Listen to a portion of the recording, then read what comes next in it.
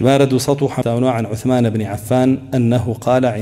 عند قول الناس فيه حين بنى مسجد رسول الله صلى الله عليه وسلم: إنكم قد أكثرتم وإني سمعت رسول الله صلى الله عليه وسلم يقول: من بنى مسجدا لله تعالى قال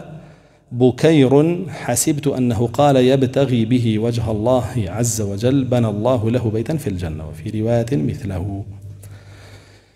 أفرمي إمام عثمان كاتك كمزقوتي بغمري خواي صلى الله عليه وسلم قورك. طبعا لسردمي خوايا إمام عثمان بباري خوي الزاوية كاني بشتوي مزقوتي بغمري خواي صلى الله عليه وسلم هم يكري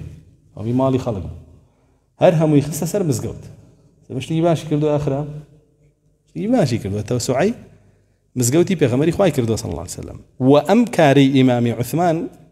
شيا سنة بويا مش كخليفة راشدين ورسول الله صلى الله عليه وسلم فرماني بيكردين دز بقرين بسنتي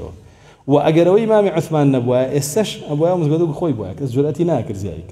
لو روان قوى لسر أو كدار إمام عثمان تا إسش بردوام ومزقوتانا قورا أكرين شك عبشو شي مزقوتي مدينش يقنا خلق جرأتي ناكر دسكاريان كا قورا أنك وأجرواش بوه جيدا كان 1000 كس زيادة نابو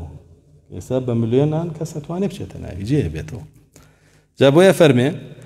كأمي كريم إمام عثمان ديارا سبق يكان ديسانا فتنة ناوتو أو دسكاري مسقوتي بيغمري خواي كردو صلى الله عليه وسلم أو روخاني أو بواي كردو كرة تشبيس يكردو فرمي عثمان مقصاني بيسو زور بيتاقد بي شو يسر من بر فرمي أجر زورم قصانة أن نكردايا أم فرمودانم بينا عوتل بس شاك بزان بيغمري خوا صلى الله عليه وسلم فرمي هركسي مسقوتي بنيات بنية لبيناوي الله جل جلاله بكير رابية كيه ياخذ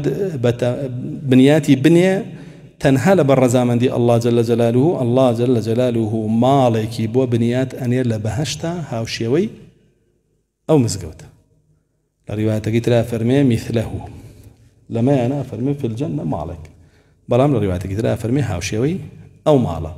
يعني أجر مسقوتي قورب كي تعميلي كي تو ياخذ بنياتي بني هذا يوكو يكوى شو قاو الزاوية شيكتو يخيد سرو مزقوته وكوا مزقوتي كتير نابي بو مزقوته خلق ينويجي تياكا وعبادتي تياكا وكو أوايا كمالك اللي بهشتا بو خود دروس كرد بي جا مالكي ناو بهشتيش بلغي ويا كتو تشيت يكي خانويها بلا بهشتا تيه بهشتي أو فاضلك يتيا